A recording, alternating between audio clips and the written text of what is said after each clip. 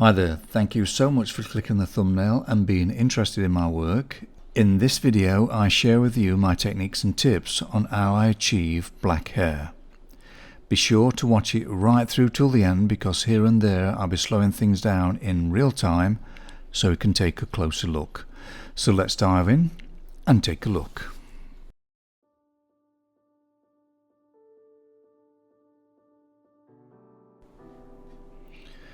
Right, just going through the black pencils I'm using. That was Carbothello one. This is the Caran black. And that is a Faber-Castell black. And then I use a black stick, which is the Rembrandt brand.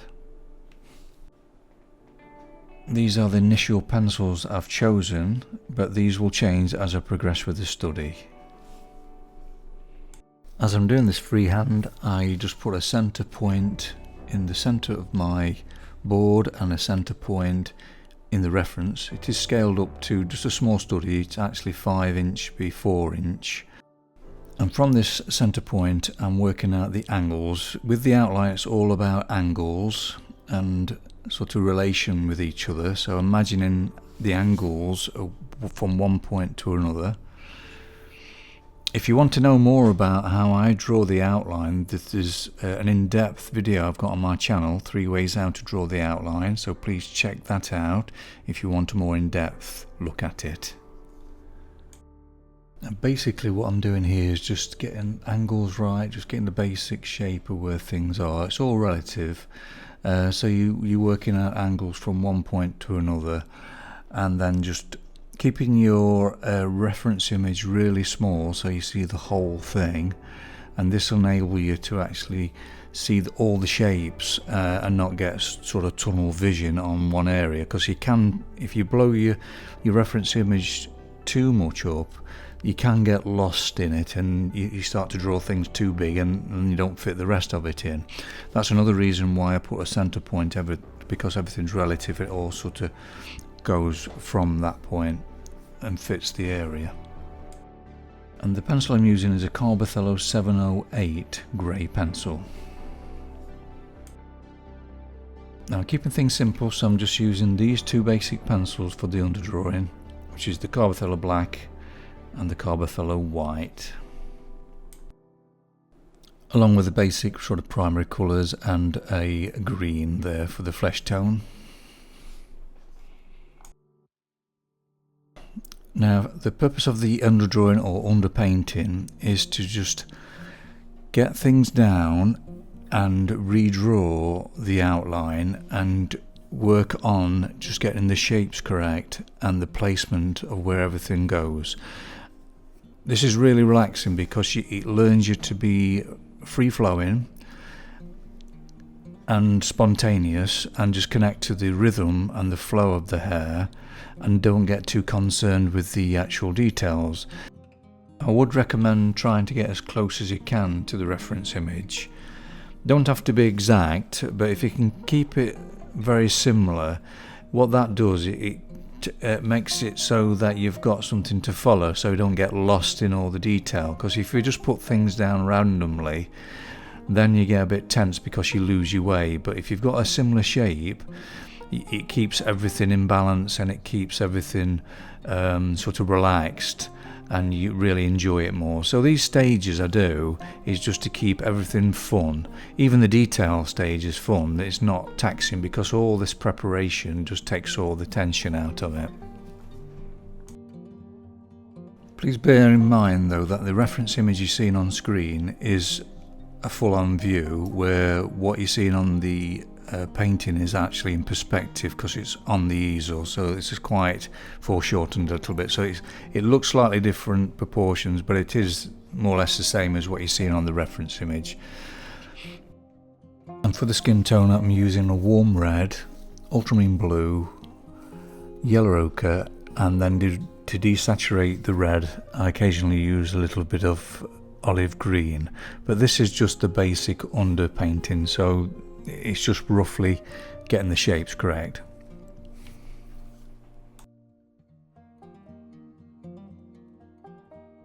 Now on to the rich stage, where I place it in more of a correct value and chroma. So what I'm doing here is looking at which area is the darkest dark, and then trying to find which pencil and brand is the darkest.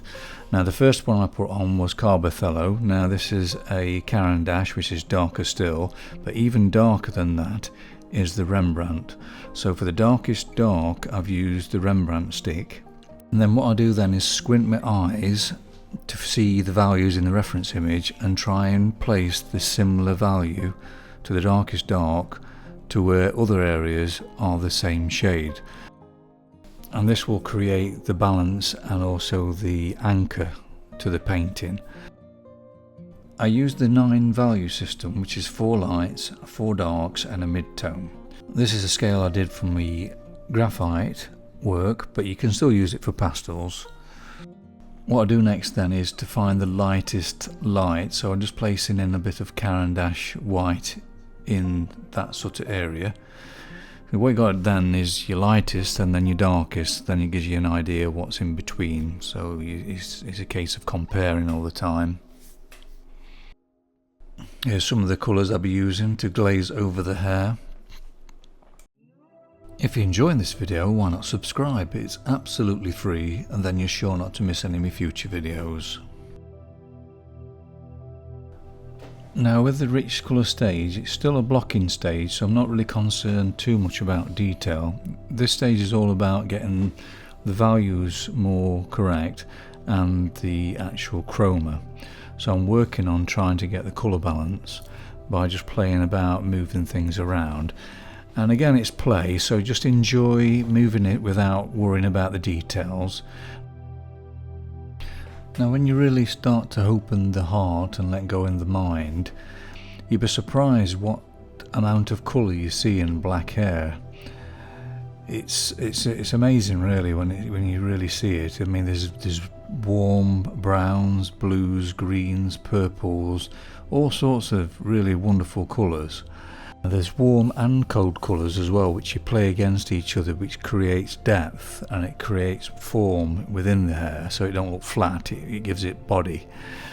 So it's a case of working out the colour temperature of what blue it is or what red it is, and then placing that in over the white you put down. So what I'm doing really is putting white down to get the shape of the actual strands of hair, and then just keep glazing over the top with these different colours. Here's some real time now, so I can show you how I'm trying to get the depth of black within the strands. So I'm working to always compare and to make it as dark as it needs to go, so it looks real and it's all sort of comparable with all the other shades. And then I'm going with the white to highlight certain areas, and then it's a case of then glazing over that with certain colours. So I'm making it a purpley colour there by putting a bit of cold red with the blue what's already on there. Now I'm using a warm blue over the cold red, which makes an interesting shade. So you have to try different blues with different reds to try and create the correct sort of feel to it. And putting these different shades within the black as well creates different depth to the black. So you have to play with a warm and cold reds on the black, and same with the blues, the cold and warm blues, and it creates different sort of subtleties that creates body to the hair.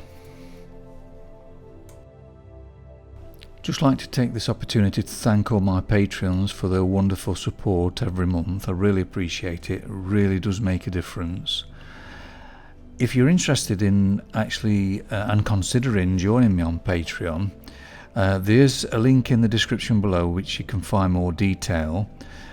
This study will be on my Patreon as a real-time audio, real-time video, so you'll see everything as I do it and hear my thoughts as I actually paint the picture. So be sure to check out the link in the description for more details.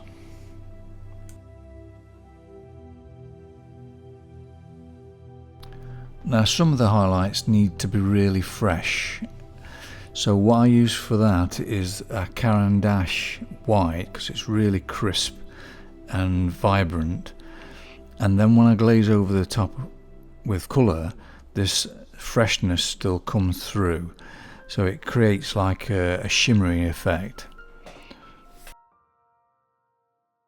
If you're enjoying this video, why not give it a like and share it with your friends? It will mean so much to me, because this will help the channel to grow. Just to illustrate the different temperatures of in the black, so I'm using here is a warm red, which is it's like reflected light from the actual skin tone onto the hair.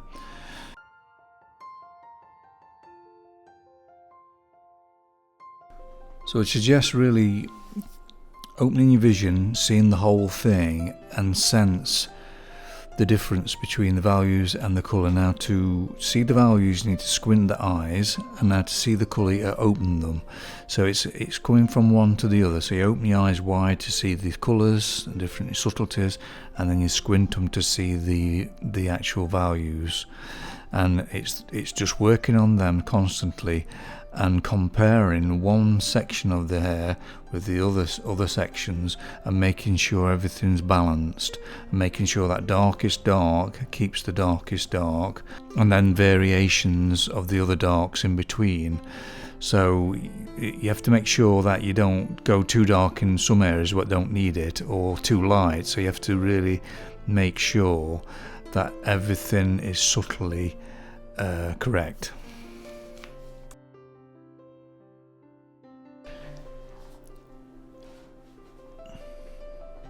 Now before I put all the final details on, I start working on the flesh tone now, just to get an idea of the lightest areas, and then I can balance it more correctly then.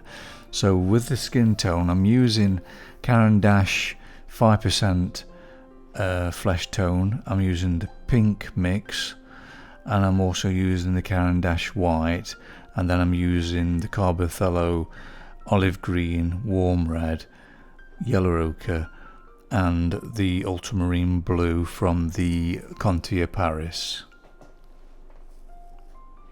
And it's a case of just sort of you're feeling your way, because it's quite pale skin. It's almost like marble, so you just, because I wanted to focus more on the hair, I've not put too much detail in the skin tone. I could have gone a lot more with it, I could have actually finished it, but I thought I'd just keep it half and half. So it really focuses on the hair then, because that's what it's all about, this study.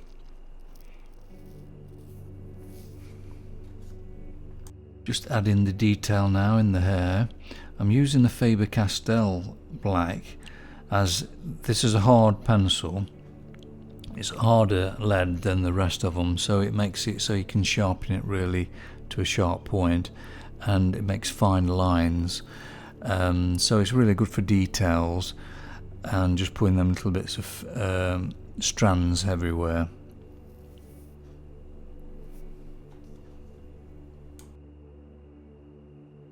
Using the pencil very lightly, I'm just allowing the pastel matte tooth just to take as much of that black as it needs to. So it's just very, very light scraping across the surface, that's all you need.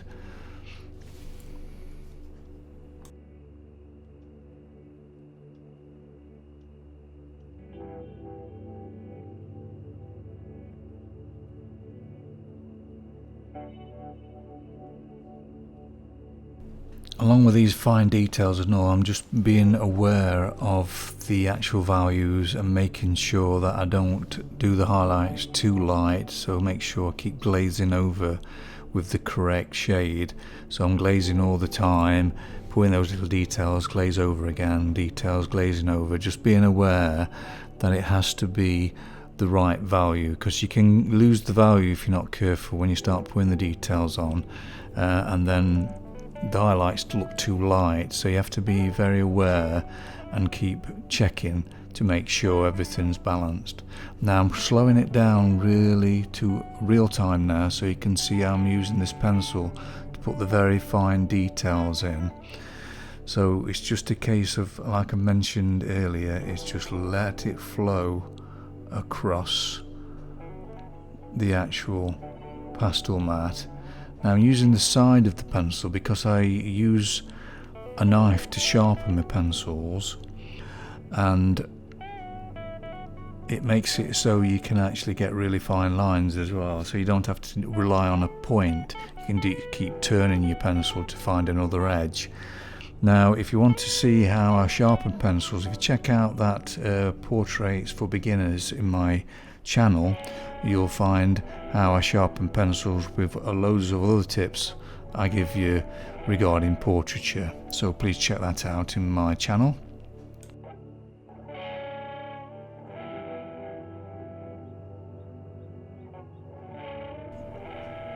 Now, to help you to relax with these, because it can be a little bit taxing with all the details and everything, you can get a bit lost in it if you're not careful. So just open the heart, let go of the mind, like I've mentioned in loads of my videos, and then you'll find it'll just flow from you.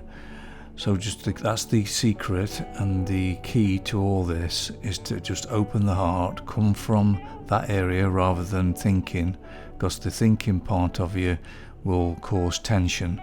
If you keep in that heart, everything's relaxed, everything's fun, and you really love what you do.